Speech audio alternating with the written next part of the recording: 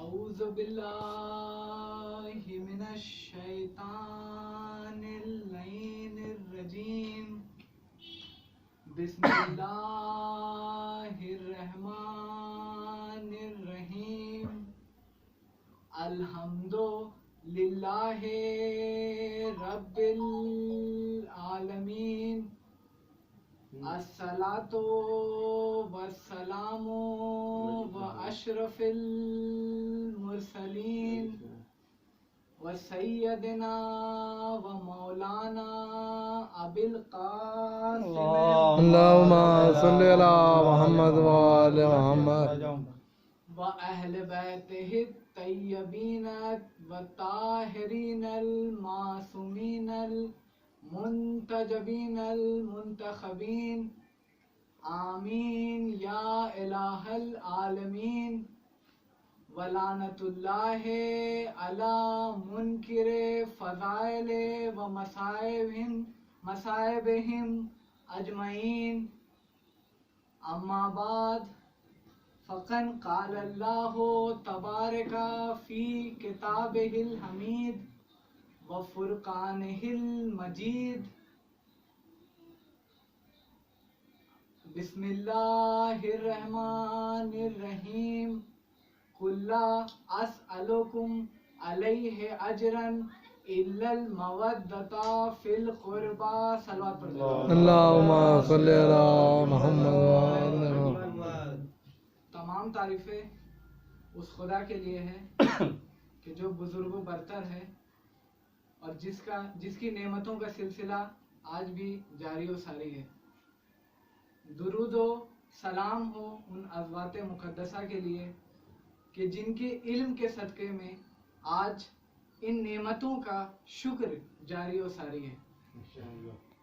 ये क्योंकि मेरी पहली मजलिस है तो अगर कोई गलती हो कुछ तो उसके लिए हाथ जोड़कर माफ़ी मांगता हूँ उन बुजुर्गों से कि जिनके दिल आज भी इश्क़ अली में जवान है। सलवात पढ़ दे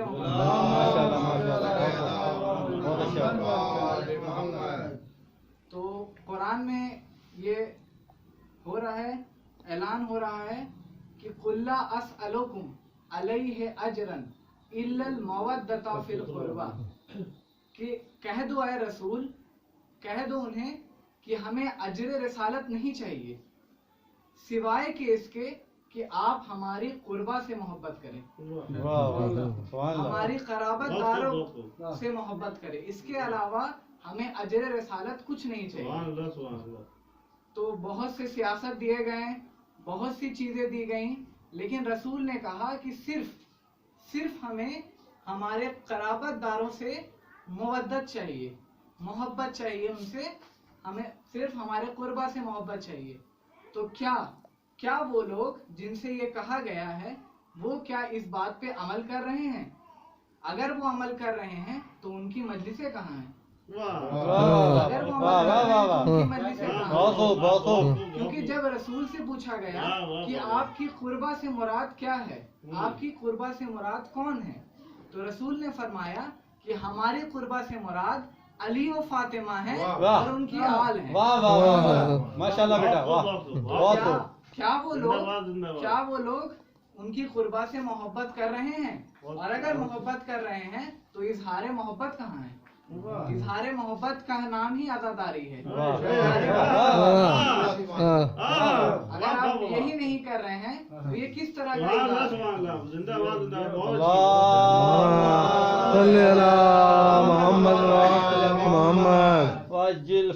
आज की मजलिस मैंने खास तौर पे कुछ ऐसी चीजों पे रखी है कि जिनका जिक्र सुनते ही लोग मचल जाते हैं, लेकिन उनकी बहुत अफजल चीजें हैं वो, जैसे खिलाफत।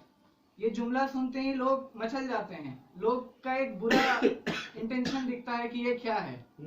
जैसे कि सहाबियत, लोग सहाबी हैं बहुत, लेकिन कुछ के वजह से सारे के सारे सहाबियत के नाम सुन के आप पाकिस्तान का माहौल देख सकते हैं। सिपाही साहबा नाम है और क्या कर रहे हैं, सिपाही यजीद वाले काम कर रहे हैं। तो आप माहौल देख सकते हैं। तो मैंने सोचा है कि कुछ सहाबा के बारे में कुछ कहा जाए, कुछ बताया जाए। तो अगर हम शुरुआत करते हैं तो रसूल के सहाबियों से। रसूल के सहाबी में जनाब सलमान आते हैं, जनाब अबू ज़र आते हैं, जिनकी कोई मिसाल नहीं है। कोई 10 दर्जे के ईमान पे है तो कोई 9 दर्जे के ईमान पे है।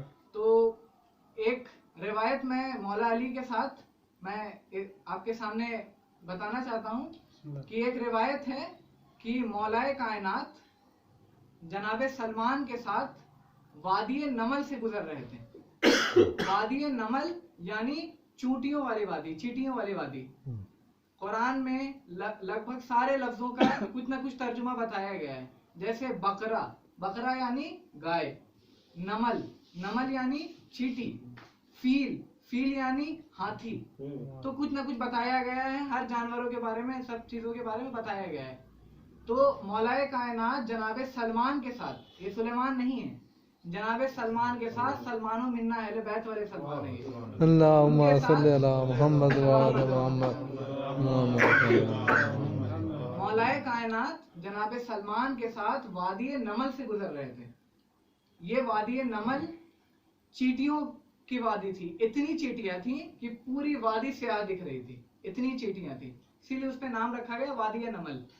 तो जैसे ही जनाब सलमान और मौलाए कायनात गुजर रहे थे तो जनाब सलमान के दिल में एक चाह आई कि खुदा की हम्द की जाए, मौलाए कायनात के सामने खुदा की हम्द की जाए।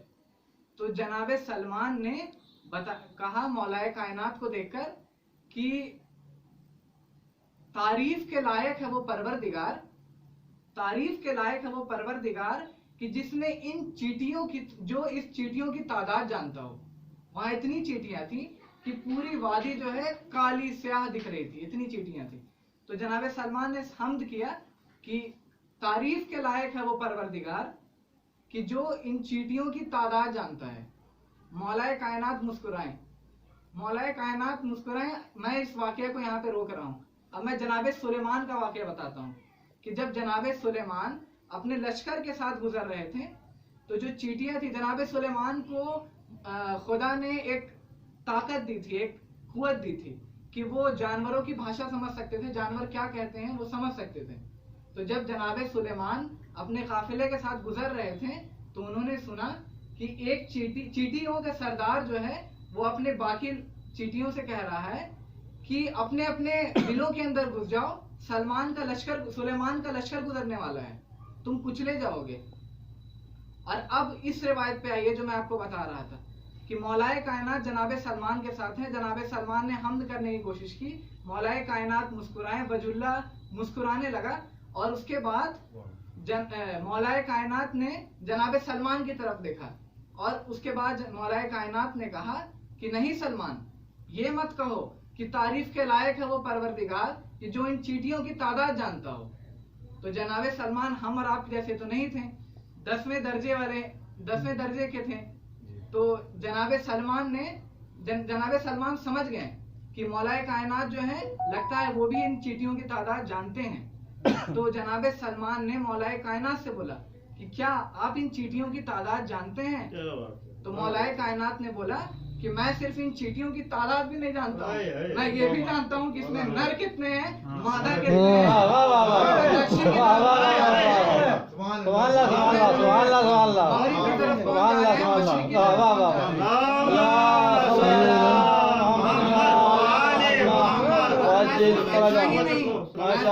नहीं जानता, बल्कि मैं ये भी जानता हूँ कि इसमें कितनी चींटियां हैं जिन्हें आज का रिस्क मिला है और जिन्हें आज का रिस्क नहीं मिला है, क्योंकि मौलाए कायनात सबको रिस्क बांटते हैं।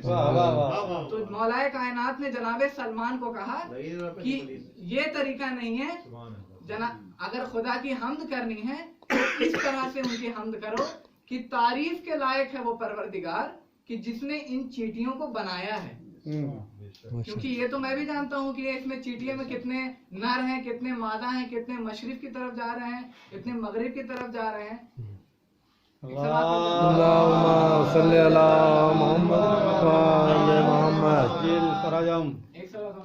अल्लाहुम्मा सल्ली अला मोहम्मद व आले मोहम्मद। अब कहाँ गए वो लोग जो मौला, जब हम अली के फजाइल पढ़ते हैं तो हम पर गुलू का फतवा लगाते हैं, कहाँ गए वो लोग? यहाँ सलमान की हमद अली की मनखबत निकली।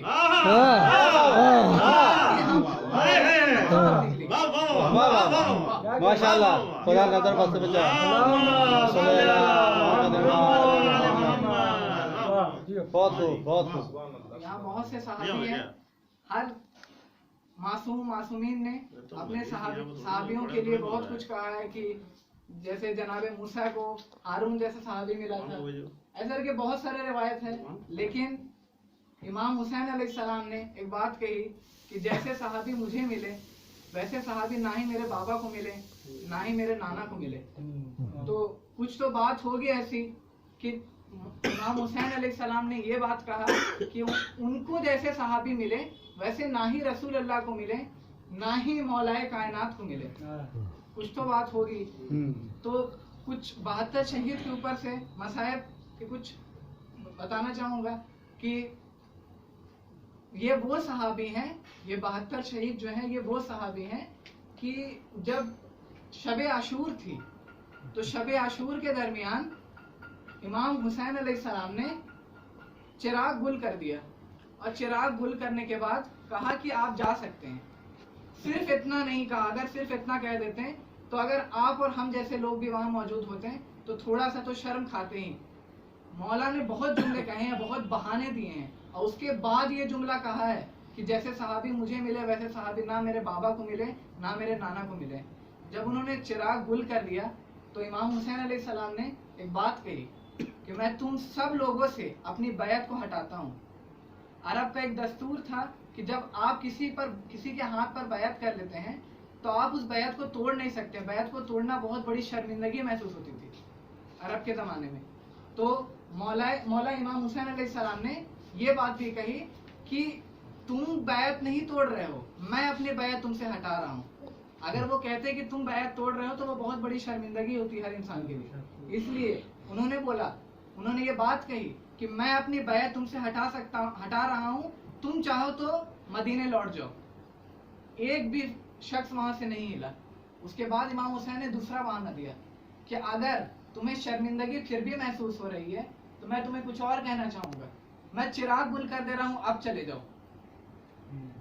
कोई नहीं गया। उसके बाद तीसरी मर्तबा मौला हुसैन ने एक और बहाना दिया कि तुम्हें अगर ऐसा लगता है कि अगर तुम मुझे छोड़ के चले जाओगे तो तुम सब जानते हो कि मेरी तरफ जन्नत है, दूसरी तरफ जहन्नुम है।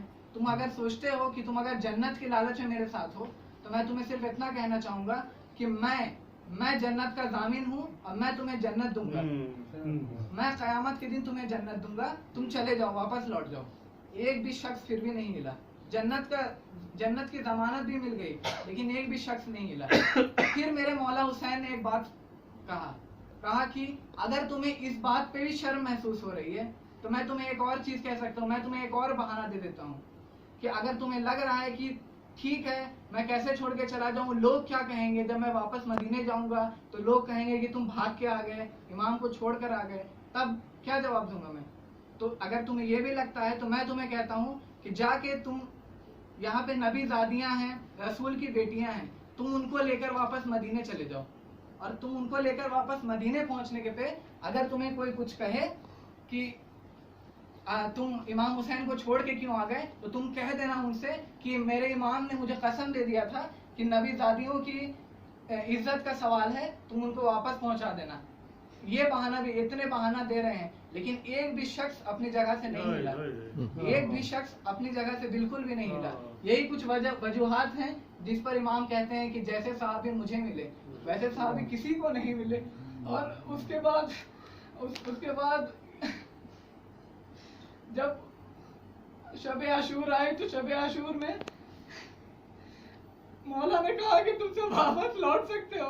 तो सहाबियों ने कहा कि मौला अगर हमें 1000 मरतबा भी आपकी इश्क में मार दिया जाए और वापस जिंदा कर दिया जाए तो हम फिर भी आपकी इश्क में कुर्बान हो जाएंगे। और उसके बाद दूसरे साहबी ने बढ़कर एक जुमला कहा कि मौला अगर हमारे जिस्मों को कैंचियों से भी काट दिया जाए तब भी हम हमारी हर जिस्म के एक एक टुकड़ा वापस जिंदा होगा और यही कहेगा कि मौला हम आपके साथ जंग करेंगे, हम आपके साथ रहेंगे।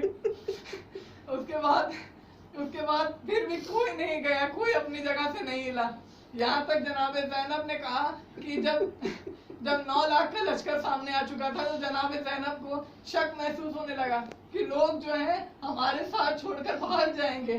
तो जनाब ज़ैनब ने जब ये कहा तो कोई सहाबी था, कोई मौला हुसैन का साथी था जिन्होंने ये बात सुन ली। तो उन्होंने आकर जनाब हबीब ने मज़ाहिर को ये बात बताई कि जनाब ज़ैनब को लग रहा है कि हम भी उनको छोड़ के उनके भाई को छोड़ के चले जाएंगे। तो जितने भी सहाबी थे 72 के 72 एक साथ जमा हुए, तलवार को अपने गर्दन पे रखा और कहा कि अली की बेटी, अगर तुम्हें लगता है कि अगर तुम कहती हो तो मैं अभी अपनी गर्दन में तलवार चला देता हूँ। और उसके बाद मौलाए कायनात शब आशूरा के दिन सबकी शहादत बयान करने लगे। हबीब तुम इस तरह मारे जाओगे, ज़ोहर खैम हम नमाज पढ़ रहे होंगे, तुम हमारी हिफाजत करते हुए मारे जाओगे। सईद तुम हमारी हिफाजत करते हुए मारे जाओगे। सबकी शहादत बयान कर रहे हैं। अब बारी आई थी जनाब हज़रत अली अकबर की शहादत की। जनाब हज़रत अली अकबर की शहादत की बारी आई। हज़रत अली अकबर को जब उनकी शहादत बताने लगा, मौला कि जब तुम जाओगे तो मैं तुम्हारे पीछे पीछे आ रहा हूँ, तुम मुझसे पलट कर कहोगे कि बाबा आपने तो मुझे जाने की इजाजत दे दी थी, फिर आप मेरे पीछे पीछे क्यों आ रहे हैं? तो मैं बताऊंगा कि बेटा काश तुम साहिब औलाद होते। मैं पूरे वाक़या जनाब हज़रत अली अकबर को बताया, सारी शहादत बताई। तो जनाब मौला हुसैन ने एक बात देखा कि जनाब अली अकबर जो है वो कांपने लगे। तो मौला हुसैन ने कहा क्या हो गया अली अकबर, तुम कांप क्यों रहे हो? तो हज़रत अली अकबर ने जवाब दिया कि मौला ये मैं नहीं कांप रही, ये जमीन कांप रही है। ये मेरी शहादत सुन के ये जमीन कांप रही है। जो खुदा इब्राहिम और इस्माइल की नहीं देख सकता वो खुदा कैसे देखेगा कि इमाम हुसैन अलैहिस्सलाम हज़रत अली अकबर को अपने लिए हुए बच्चे निकाल रहे हैं। तो कांपने लगी, वो जमीन कांपने लगी। फिर इमाम हुसैन ने जनाबे हिलाल को सबकी शहादत बताई, जनाबे हिलाल को सबकी शहादत बताई। मैं एक वाक़या और बताना चाहता हूँ कि जब 10 मुहर्रम गुजर गया तो एक शकी कह रहा था, उसने ये वाक़या बताया है कि वो किसी वजह से किसी काम में मसरूफ हो गया था, तो वो कुछ देर से पहुंचा। जब जंग खत्म हो गई थी, जब सब शहीद हो गए तब वो पहुंचा। जैसे ही वो पहुंचा तो उसने देखा कि सब कुछ लुट चुका है। वो माल गनीमत लूटने आया था। उसने देखा कि सब कुछ लुट चुका है सिवाय 3 चीजों के। उसने वो देखा और उसने सोचा कि ये हमारा शकी ये लईन भी जो है इन 3 चीजों पर रहम खा रहे हैं, इन 3 चीजों को नहीं लूट रहे हैं। लेकिन मुझसे रहा नहीं गया क्योंकि मैंने अपने घर वालों के लिए कुछ नहीं लूटा था। तो वो 3 चीजें क्या क्या थी आइए बयान करते हैं। वो पहली चीज थी जनाब आबिद बीमार का बिस्तर। वो जनाब आबिद बीमार का बिस्तर सबने देखा, लेकिन किसी लई की इतनी हिम्मत नहीं हुई कि जनाब आबिद बीमार का वो बिस्तर छीने। उसके बाद वो उस शकी ने कहा कि मुझसे रहा नहीं गया, मैंने इमाम को धक्का दिया और मैंने वो बिस्तर छीना। उसके बाद मैंने देखा कि वो दूसरी चीज वो है कि जब मैंने देखा कि एक छोटी सी बच्ची जिसका दामन जला हुआ है वो इधर से उधर भाग रही है। मैंने देखा कि किसी शकी में इतनी हिम्मत नहीं थी कि वो जाए और जाकर उस बच्ची के कान में एक बाली थी, उस बाली को छीन सके। लेकिन मुझसे रहा ना गया, मुझे अपने घर वालों के लिए मारे गनीमत ले जानी थी। तो मैं गया और मैंने उस बच्ची से उसके कान पे से छीन लिया, उसके कान से खून बहने लगा, लेकिन मुझे फिर भी शर्म ना आई। मैंने जब तीसरी चीज देखी तो मैंने देखा कि एक मोहतरमा खड़ी है, एक मोहतरमा खड़ी है जो अपने चादर को बार बार इबादत से बचाना चाह रही है। मैंने जब गया मैंने के जरिए मैंने पहले खींचना चाहा, मैंने चाहा कि मैं उसकी चादर को छीन लूं, लेकिन वो मोहतरमा बहुत ताकतवर थी। मैंने 3-4 बार उसे खींचने की कोशिश की, लेकिन मैं मजबूर था, मैं नहीं खींच पाया। मैंने देखा कि टूटा हुआ नेज़ा फेंका हुआ है, मैंने उस नेज़े को उठाया, नेज़े से उस चादर को छीन लिया और उस मोहतरमा की आँख टूट गई। उन्होंने फुरात का रुख किया और आवाज दी, भैया बाहर कहाँ हो? इन्ना लिल्लाहि व इन्ना इलैहि राजिऊन।